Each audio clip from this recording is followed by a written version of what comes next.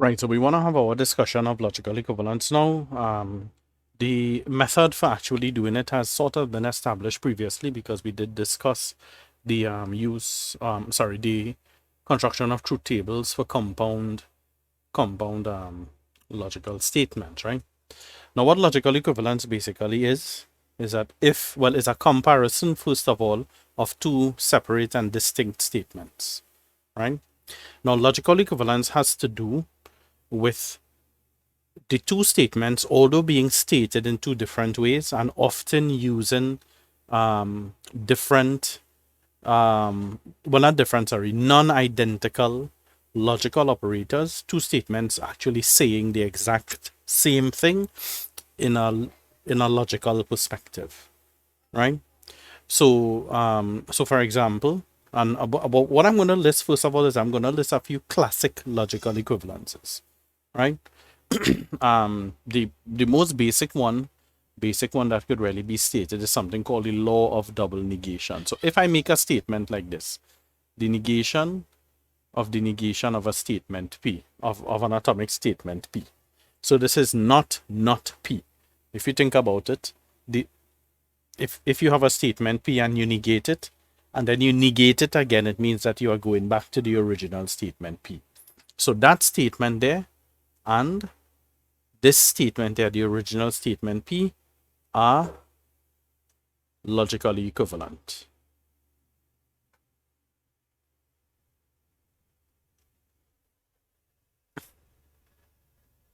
Are logically equivalent, right? Now, the proper examination of logical equivalence, well, there are two ways actually we could investigate logical equivalence. Both of them utilize a truth table, right? So what we'll do is we'll construct a truth table, well, for P, that's easy enough to do. Then we'll construct a truth table for the negation of P, and then from that we'll get the negation of P, right? Now, this statement itself here, the original statement P, I mean, we are just looking at the logical equivalence of these two. So the truth table for this is just the assignment that we give to it, because it doesn't contain any logical operators, right? So the truth table for this is just true, false, right? The negation of P, however, it will be false, true. So the negation of P, so I'm using this over here. The negation of false is true, the negation of true is false, right? Now what you could do is you could stop there, and then you could simply say that, well, first of all, this is the statement we are comparing with this here, right? And if you observe across the truth table, the truth values are identical, right? So for every assignment of logical values to this statement, we get the same truth values for that statement there, and that is what logical equivalence is saying, right? Now this example is kind of obvious. Double negation, I mean, it's something that appears in our, in our general speech, in our linguistics and whatever it is. So it is a bit obvious in this case here, right? But the method for verifying logical equivalence is to construct a truth table, construct a truth table wherein you assign truth values to the atomic statements,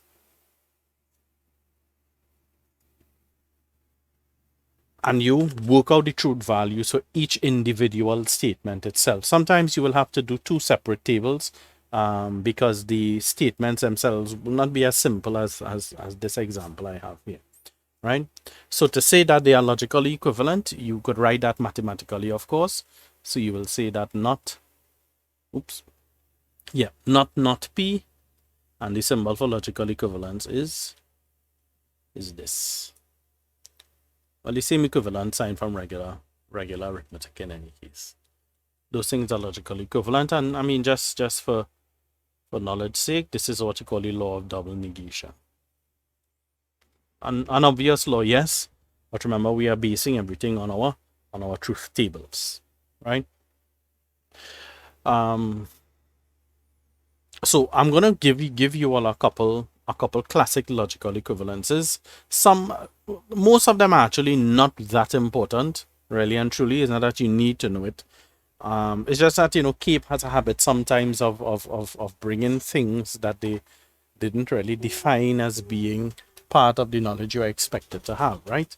So I'm going to put down these laws here. So the first of all, and these are all classic logical equivalences, right? So they could, for example, ask you to prove any of these. I will prove a couple of them using truth tables. And then, of course, you have and really and truly, there's no limit on how many other statements you could get, or pairs of statements you could ask to be verified, asked to verify whether they are logically equivalent or not. And those are obviously the non-classical ones, the ones that you wouldn't bother to learn of, right? So for example, you have these laws here. So double negation is one of them. So these are some classic logical equivalences.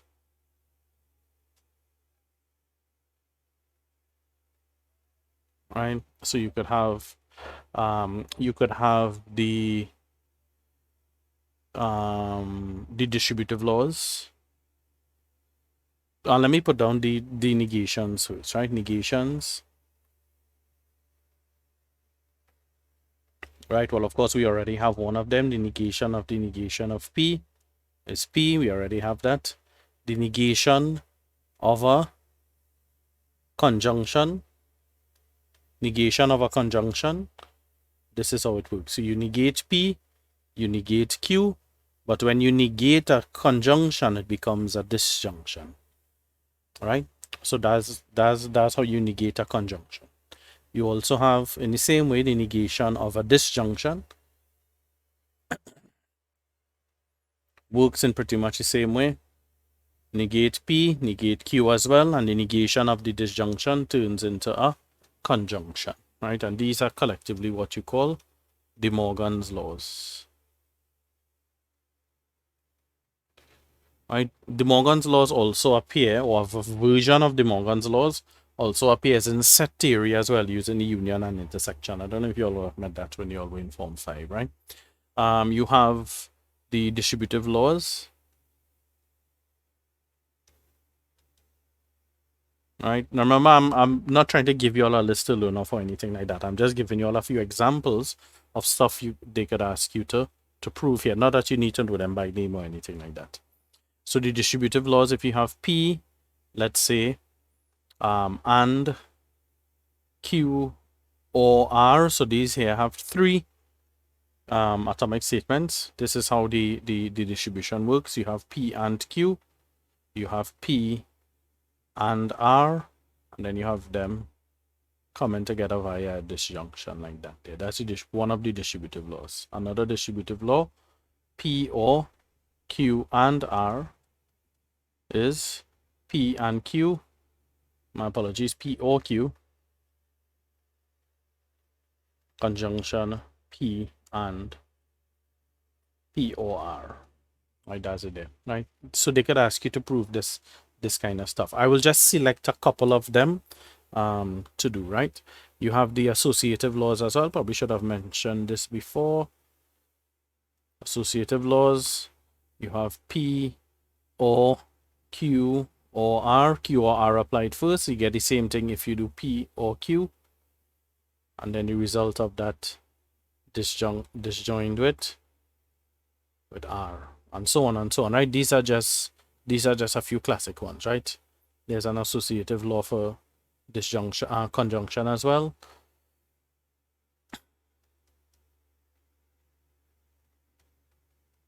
And so on, right? So these are all logical equivalences. There are many, many, many more. Right? I do want to mention one more though, something called material implication.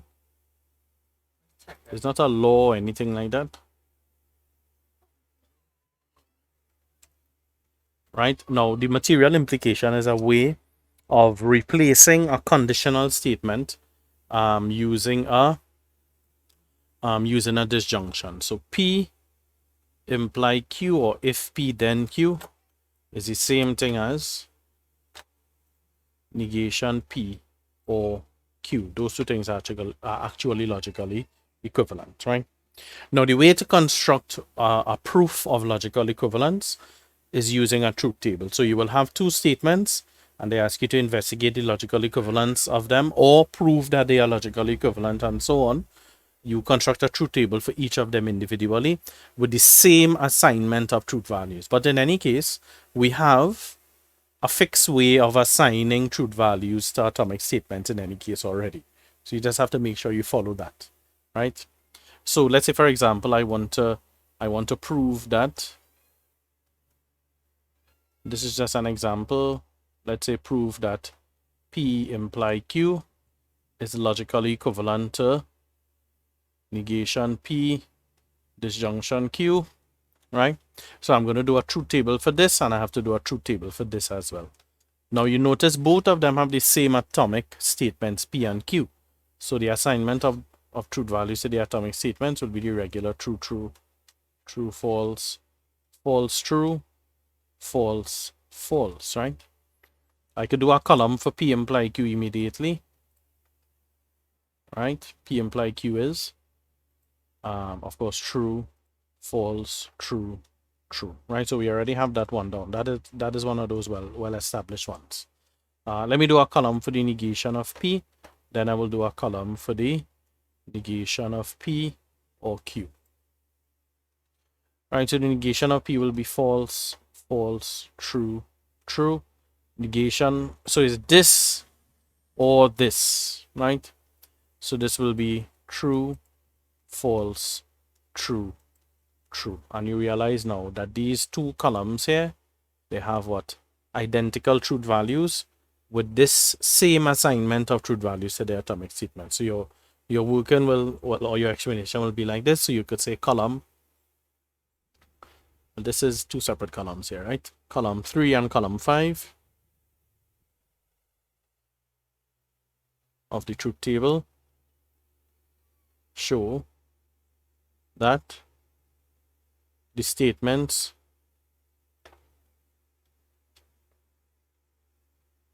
have identical truth values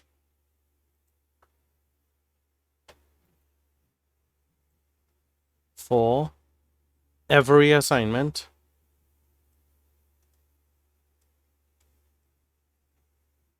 of truth values to the atomic statements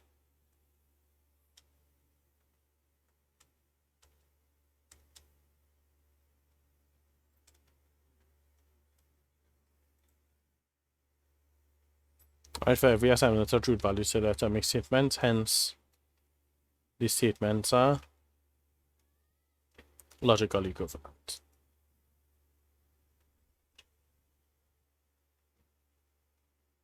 Right, so they have to be identical in every regard, coming down that particular column, same order, and so on and so on, right? If for some reason you are doing a question where you have to do it in two separate truth tables, please, I mean, you should do this in any case. Try to have the assignment of truth values done in the same way each time, right? Using that lexicographical ordering of the truth values when you do PQ, right? There are some of them, of course, you have to do PQ and R as well. So we know already that we are going to get 8 possible combinations of truth values, right? Now, there is a, well, if you don't like that entire paragraph I write there, there's an alternative way you could actually explain logical equivalence, right? But it involves a little slight bit more theory, right? That I'm not going to so much explain, but I'm just going to give you all this here, right? So this is like an add-on, right? An add-on kind of, it's not an add-on, sorry, it is an alternative way to show logical equivalence, right? Logical equivalence also holds, this is also true for logical equivalence. So if A and B are logically equivalent, those are two statements,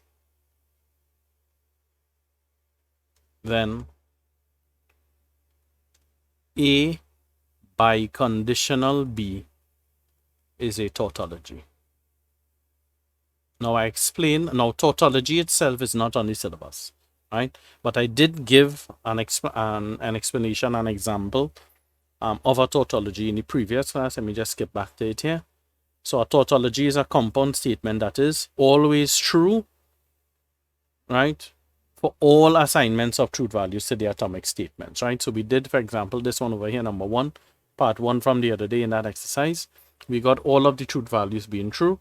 So that compound statement is always true, no matter what assignment of truth values to the atomic statements, right?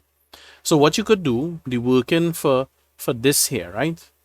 The working for this definition of logical equivalence involves a truth table as well, but just a truth table with an extra column, right? So let's say, for example, I want to prove that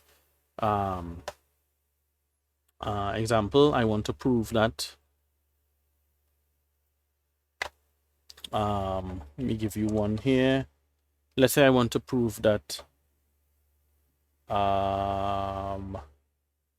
P imply P biconditional not Q, right, is logically equivalent to negation of the conjunction. Right? So I want to prove that those two things are logically equivalent, right? So what I'm going to do is I'm going to, in my working, I'm just going to say let A be this statement here, the first statement. Oops. I'm just replacing it with A. And let me let B be that other one there. Right? Now, the purpose of that is for brevity and compactness of the table itself, right? So, of course, the atomic statements in both of them, in the statement A and the statement B, they are both P and Q. P, Q, those are my atomic statements. So, my assignment is going to start off with an assignment of truth values to P and Q, right? So, expect 4 columns, 4 rows, sorry, in the truth table. So, this is irregular, true, false, true, false, and then true, true, false, false. Standard way of doing it, right? Then I'm going to do a column. Well, what I'm going to do is I'm going to do this one here. I'm going to try to work towards the statement A first of all, right? So I need to do a column for not Q. So I'm doing the full truth table here. False, true, false, true. And then I'm going to do the biconditional there. P biconditional negation Q, right? So I'm doing the biconditional of this column and this column here to give me this one, right? How does the biconditional work? Anytime there is a mixture of truth values, it is false, right? So mixture, this here will be false, this here will be true, this here will be true, but this here will be false, right? Now I'm going to produce this entire thing here, the statement A, right? So again, for brevity's sake, I just put A there, right? So P imply the biconditional of P and negation Q. So I'm going to do an implication, right? This column here and this column here to give me that column over there. So of course, only when that is why did I write that in that place? Let me shift that up a little bit. So that's the statement A there, right? So this is what now? True and false will be false. True and true will be true. False and true will be true. False and false will be true as well, right? I may need to go and do a separate truth table here now, or probably I could just add it on and continue on the next line. So now what I'm going to work towards this one here. So I'm going to do the conjunction of P and Q. So I already have my answer for A there already, okay? Now you can see why I wanted to use A instead of that long statement. So I'm going to put A. I'm going to erase this here. I don't need to have this here, right? So again, my truth table just becomes that much smaller, right? When I just use those capital letters, right? So let me do that. So this is A. And as I said, it is a conditional. So true, false will be false. And otherwise, I remember it was true.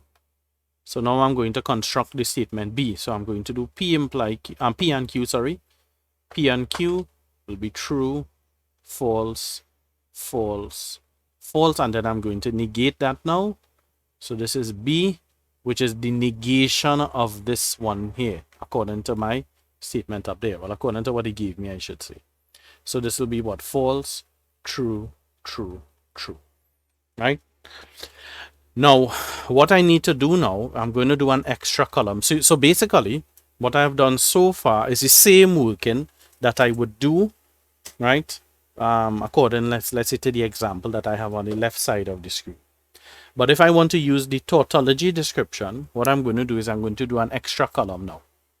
So A biconditional thing, and I just need to show that it is a tautology, right? Again, the biconditional is true whenever the two operands have the same truth value, right? So look at this here. False, false is true. True, true is true. True, true. So what? So you will say now that A biconditional B, it is a tautology. Hence, the statements are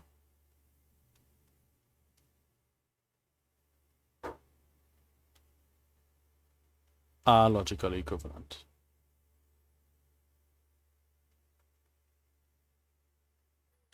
Right? And of course, there's a much shorter statement to write than what I have on the left-hand side. So, I mean, it's a give and take. I did have to do an extra column. But once you get a tautology, and you should, if they say, for example, well, I mean, if they word the question, prove that they are logically equivalent, you know how it's going to work out, right? So anyway, once you get a tautology there, that is sufficient evidence to say that the two are logically equivalent, right?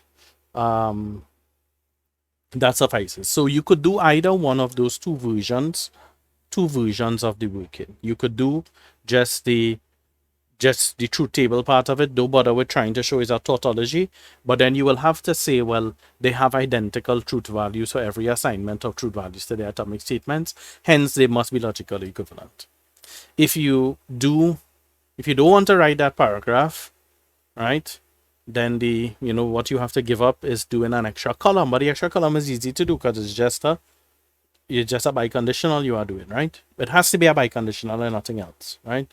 And then the biconditional has to work out to be a tautology, meaning that all the truth values must be true for that final column, right? So you could do it either one of the two ways. You could do the truth table and the long explanation, or the truth table with the extra column for the biconditional given a tautology, and then all you need to say, well, because it's a tautology, then the two statements are logically equivalent, right?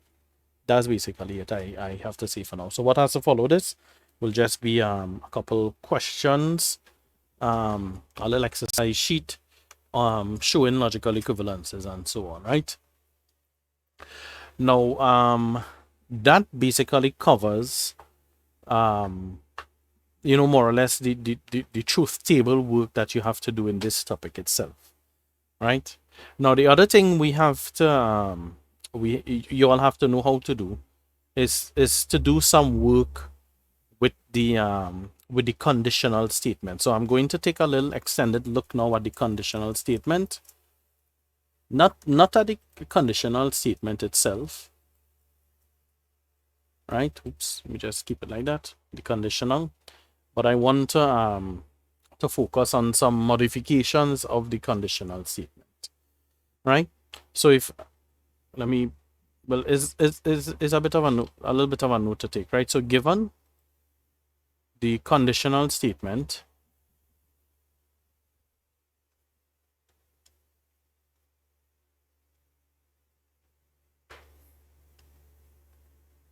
P, right, facing arrow Q, its converse is Q imply P. So for the converse, you switch the role of the antecedent and the consequent, right? Its inverse is, what is the inverse? Not P imply not Q, right? All of this is in relation to the original conditional statement. And then its contrapositive is this here. Not Q imply not P, right? So the converse, the inverse, and the contrapositive is what we want to discuss now, right? Now, just a little note, right? This doesn't have I'm sorry, before I say that, these are all within themselves conditional statements. Right? These are all themselves conditional statements, and they are modification of an original given conditional statement.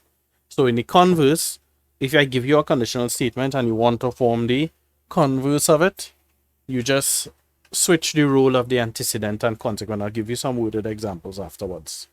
You want to do the inverse, you keep the antecedent and consequent where they are. Well, you keep them as antecedent and consequent, I should say, except you negate them individually. Right? And then you also have the contrapositive, right? Now the contrapositive is special, and I will say why it's special just now. For the contrapositive, you switch the antecedent and consequent. So the consequent becomes the antecedent becomes the consequent, but each of them becomes negated, right? So not Q imply not P is the contrapositive of P imply Q. There are a couple kind of interrelationships you could say. You could say that the contrapositive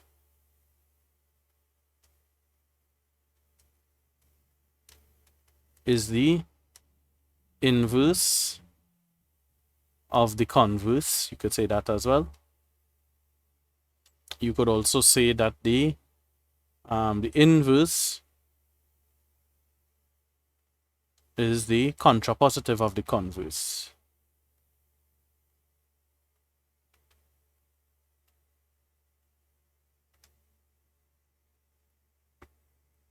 Right? There are some, those are just a couple things, right? Just extra information per se. But what is special about the contrapositive? The contrapositive is the only one of these three that is logically equivalent to the given conditional statement.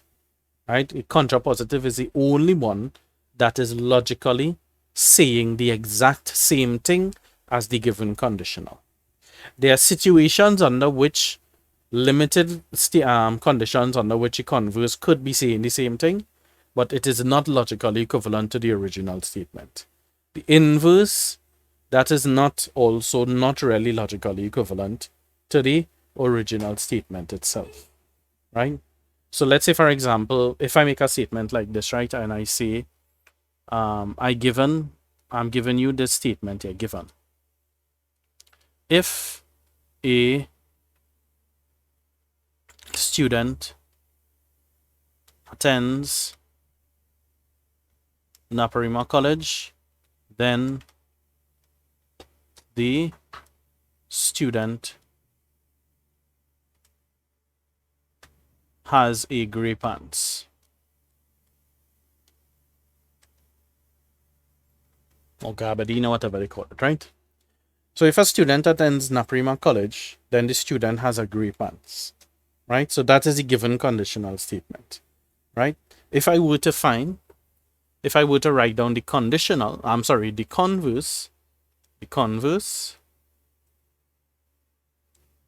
is what? For the converse, you just switch the antecedent and consequent. It is still a conditional statement, right? So if a student has a gray pants, then the student attends Naparima College, right? And well, of course, I mean, clearly that is not true, right? So if a student has a gray pants, then the student attends Naparima College. That's not necessarily true, because there are other schools, a host of other schools that wear gray pants as well. Of course, everybody who attends NAPS, they have their gray pants as a part of their uniform, but not because you have a gray pants or an arbitrary student has a gray pants. It means that they have to be going NAPS, right? For example, Hillview, you all must know, plenty schools wear gray pants as well, right? So obviously that converse there is not true, right?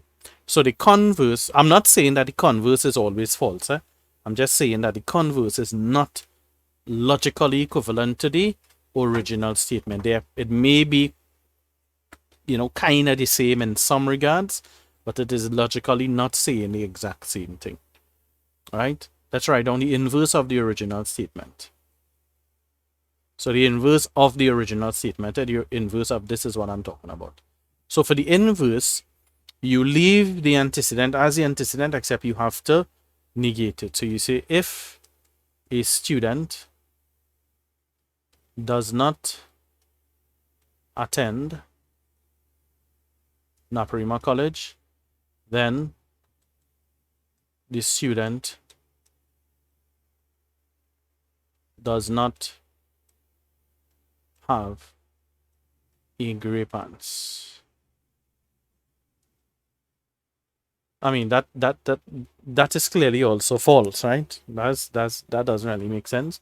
If a student does not attend Naparima College and they don't have a gray pants, that's not true, right? I'm sure, obviously, you could find somebody who doesn't attend Naparima College and they have a gray pants, especially if they are going to a school that where where the students are required to wear gray pants, right? So hope you'll understand what I'm saying here. But the important thing is how you form the inverse, right? From the original conditional. So let's go now and let's put down the contrapositive. Now I already said that the contrapositive is the only one that is logically equivalent, right? So and you notice the naming of it, contrapositive, right? So it seems as if it is saying, or it seems as if it is given in a reverse manner, but it is actually saying the same thing, right? So contrapositive is what? You switch around the antecedent and consequent and negate both of them. So the original consequent is the student has a gray pants. So if a student does not have a gray pants, then the student does not attend Naparima College. Right? If you think about it, that actually makes sense, because I mean everybody who attends Naparima College, has a gray pants with which they come to school, right? Well, let's say pre-COVID, right? Because those form ones and form twos, they never really set foot in the school, so the parents probably didn't even bother to buy uniforms, right? So let's say pre-COVID, right? Whatever. Anyway, as I was saying, so if a student does not have a gray pants, then the student does not attend Naparima College. Well, of course, yes, that is saying the same thing. That is saying, why? What? Every student who attends Naparima College has a gray pants, right? So, that is a sort of a layman view on why the contrapositive is saying the same thing, right? But of course, the proof that the contrapositive is saying the exact same thing is to prove logical equivalence using a truth table itself, right? But I will leave that up to you all. Actually, there's a past paper question actually, which they didn't call it the contrapositive in the question itself, but it was asking you for a truth table basically for the contrapositive and explaining why there is logical equivalence, etc. Right? So the contrapositive is the only one that is logically equivalent, right? So I need to mention that. I didn't mention that here at all. Oops. We mentioned that very, very clearly. So first of all, I want to say that negation Q imply negation P that is logically equivalent to P imply Q. But negation P imply negation Q is not logically equivalent, and also to negation, Q imply P is also not this logically equivalent to P imply Q. Right, so only the contrapositive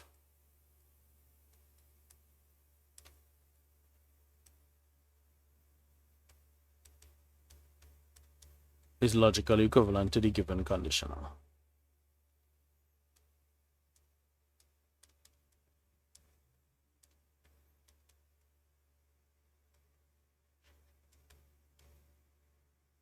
All right, I just want to give a couple examples Very, very quick example. So let's say, for example, I give you this, for instance, I give you this conditional here, P imply, and I'm going to make this a compound statement, Q or R.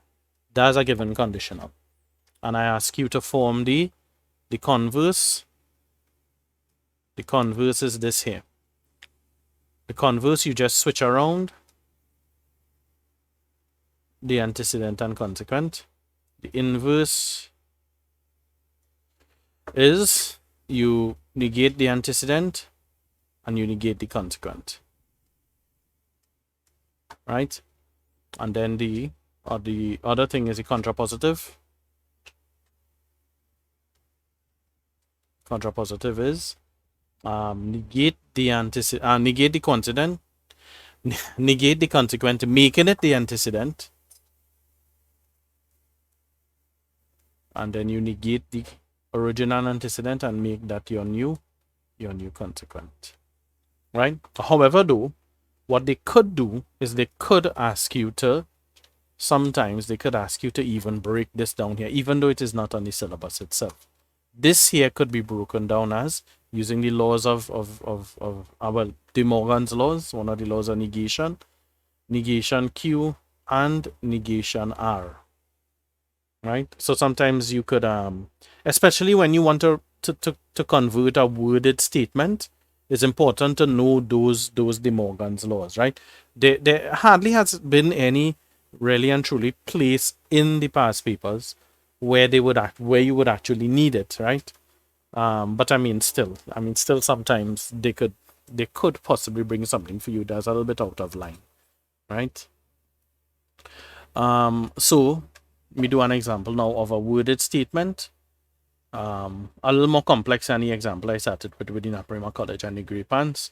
So if today is rainy, is not rainy, then either tomorrow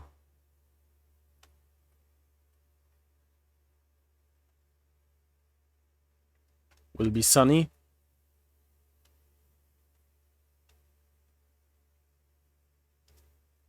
or today is not Wednesday.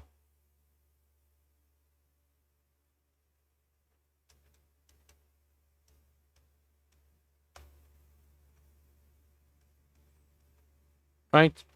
Listen, we're not here to talk about the veracity of this itself, right? It's just a statement accepted for what it is. So if today is not rainy, then either tomorrow will be sunny or today is not Wednesday, right? Fairly complex statement in terms of logical operators and all that at present. You have to identify your antecedent and consequent, right? So this is your antecedent here. What is in between if and then is your antecedent.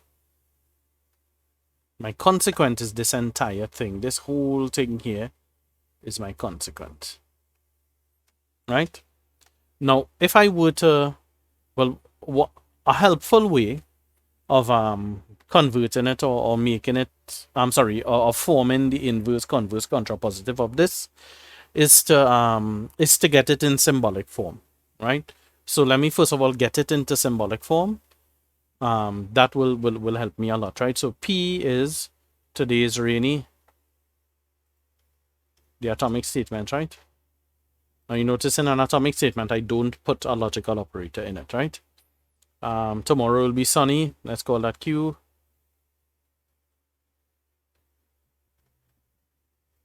Just very briefly. Yeah, not using proper English and all that. R, today is Wednesday. You know, I'm using a rightward facing arrow there. I probably shouldn't. Because, you know, that means something here, right? Can't just be putting arbitrary symbols down like that, right? And R is today is Wednesday. Right? So the given statement could be written like this. If today is not rainy, so negation P imply, now I have to do an open bracket because there's an either or statement coming up here. Tomorrow will be sunny as Q, or today is not Wednesday. That's my original statement there in symbolic form. So the Converse. Well, I mean, the converse is easy. You just switch the antecedent and consequent, right? So, the converse is not that important. I'm sorry, it's not important to get it in the symbolic form to do the converse, because the converse, you just switch the antecedent and consequent, right? So it is, of course, Q or not R, imply not P. Now listen, your converse, inverse, contrapositive are all conditional statements. So they have to be the if then kind of thing. So you will say if this here, if either tomorrow will be sunny, that's kind of strange, or today is not Wednesday,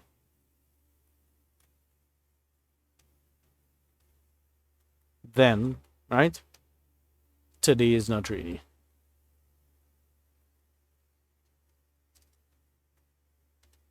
Sounds like complete rubbish when you say it aloud, but still, right?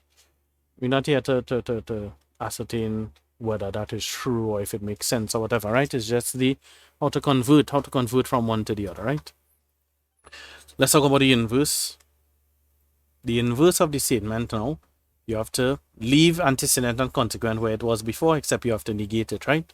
So you are going to negate this, so it'll become just P alone. And then you have the negation of Q and not Q or not R, right? So this is the same thing as, I'm just gonna simplify the right hand side a little bit using one of the laws of double negation, right? I'm sorry, using the one of De Morgan's laws. So I negate Q, I negate this or, it becomes an and. My apologies, I left out something there. As I was saying, I negate Q, I negate the disjunction, it becomes a conjunction, and then I negate this here, it becomes R.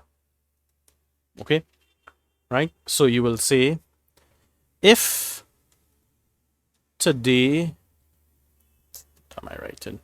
If today is rainy, right? Because it's P, is the negation of not P, right? So if today is rainy, then either, I'm sorry,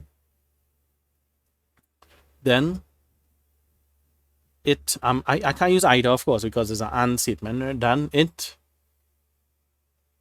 I'm sorry, I'm going to negate Q. Then tomorrow, my gosh, apologize with the handwriting and stuff. Tomorrow will not be sunny because we have to negate Q. And today, right, we have to put down R itself. Today is Wednesday. Right, so I did a little bit of work in there in terms of applying De Morgan's laws to the negation of a disjunction thing, because it makes it a little bit easier to do in a linguistic sense, and therefore it makes it a little bit easier to write it down and so on, right? Good, so that is the inverse of that. They are fairly complex example, I must say, right? And I mean, I doubt you will get this level of thing, but I mean, there's no saying that you can't, right? Anyways, I was saying, contrapositive now. Now, the contrapositive, I look at the original statement, and I have to switch around the antecedent and consequent, yes, but I have to also negate. So I'm going to do negation of this, or basically you could say I do the converse of the inverse, right? I already have my inverse here, so I just do the converse of that, right? But I will do it from the beginning. So it comes with the negation. The antecedent is now the negation of this thing here. Imply the negation of negation P, which is just P. That's my contrapositive. Now what I could do is I could simplify the right hand side. Again, negation Q and R, all of that, imply P. So if it is, sorry, if today is not Wednesday, something went missing over here. Okay, yes. Sorry, if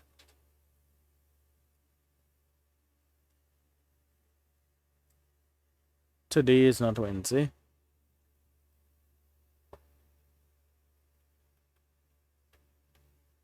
Wednesday.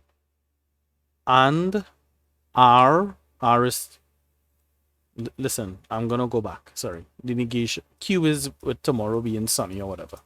So if tomorrow will not be sunny,